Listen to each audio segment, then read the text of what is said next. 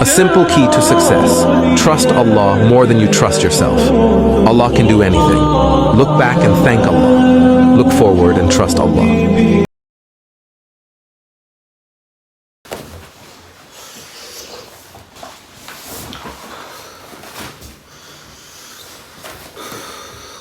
Allah reward you when you learn from your test. So this will be a bit of a long one. Wallahi, the crazy things have happened to me. Something crazy happened to me. So the future is good for you. This is costly advice. I've been trying to make money, but I was so ungrateful. I've been having issues in university and things like that.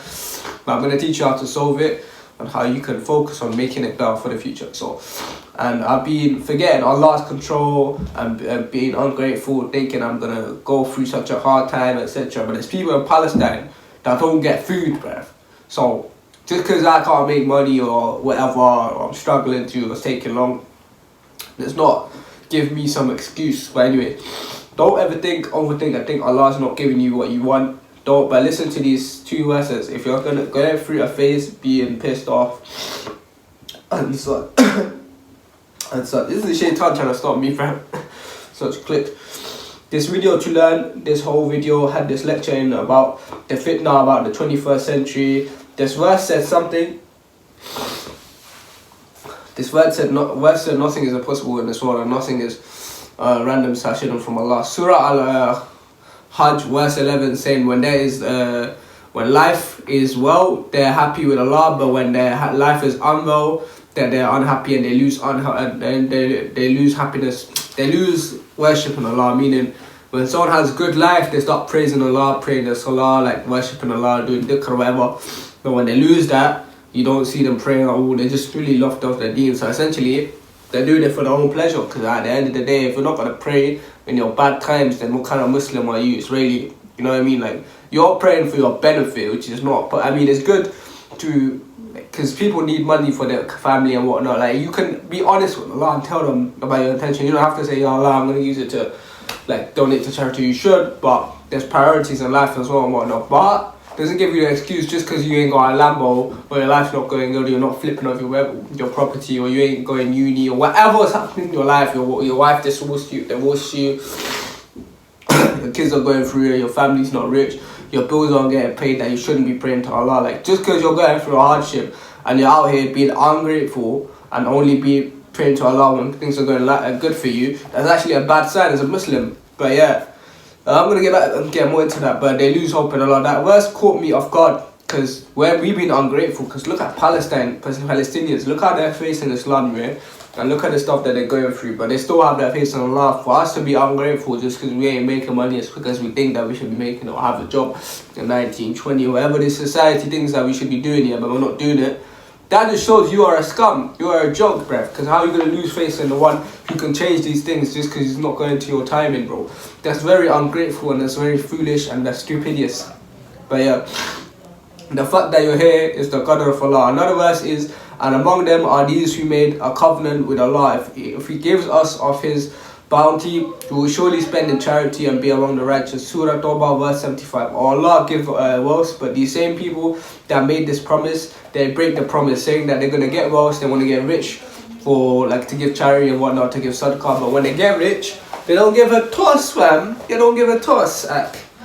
So, and there is a big punishment for these people. How can you doubt Allah when Allah has given you so much? Allah knows our hearts. He created them at the end of the day, you know what I mean? He knows our real intentions. So start renewing your niyyah, start renewing your intentions. Be happy with what Allah has given me. Use it to benefit your family. Be honest with Allah if you need funds for the right sake or whatnot, or wherever you need funds for. But be honest, bro. Be honest when you're on the prayer back. Say, okay, Allah, I need this for that. Don't be saying I'm going to pay it for charity. Allah, grab me yours. When Allah does that and test you with money, and then you just sit there and you ain't done thing, bro. You ain't done a thing for charity yet. I ain't saying putting your whole life savings on it, bro. But if you're getting money and Allah has given you the chance and He's testing you with money because you wanted it and you put the work for it, and Allah has given you money, and you ain't give a penny to charity, that speaks a lot for you, bro. Like, when I get rich, I'm giving a percentage to Palestine every year. Like, wallahi, mark my words.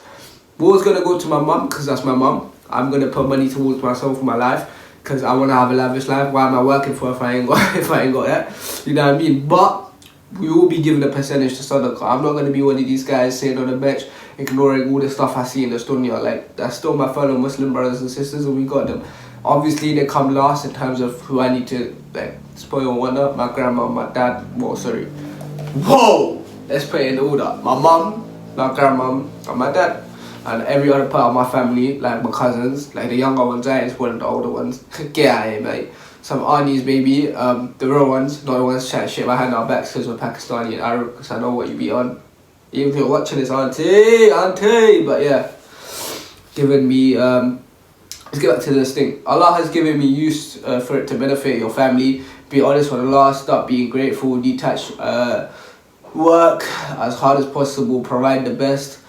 You check when you fix your niyyah, you will see how happy and how bold your life gets. Miracles happen. Allah will reward you when you learn from your fitna, when you learn from mistakes. Allah will reward you. Attach to Allah, say alhamdulillah, Allah has blessed you. There's nothing Allah can't fix. If you got in a fight in uni, if you got in a situation where you're gonna get kicked out, or whatever, you're trying to get framed, or you got in a situation where you lost your job, just know Allah controls everything, every species, every breath, every second you take.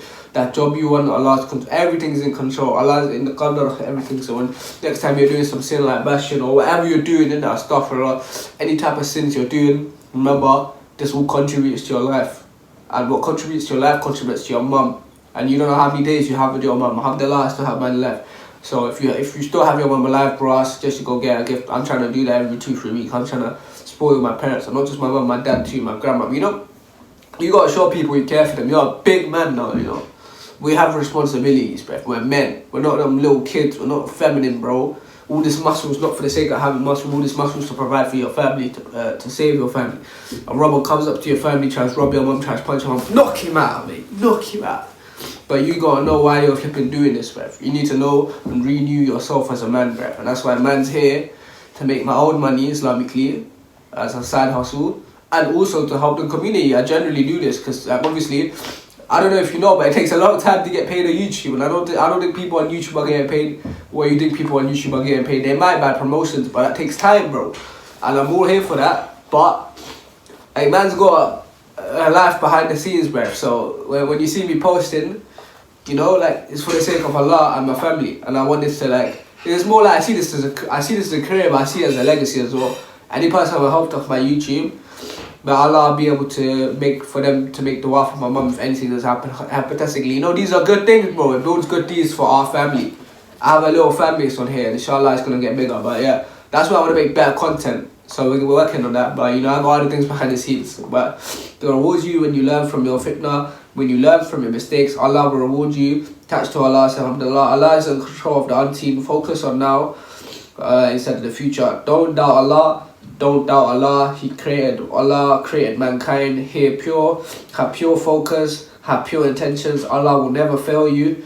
Never doubt Allah. Thank you so much for watching Akis and Actings. If my voice is gone or it feels weird like when I'm speaking, it's because I have a bad cold, so I can't speak proper. And obviously I am going through stuff in life, but I remembered you guys and I wanted to share my opinion. So thanks for watching.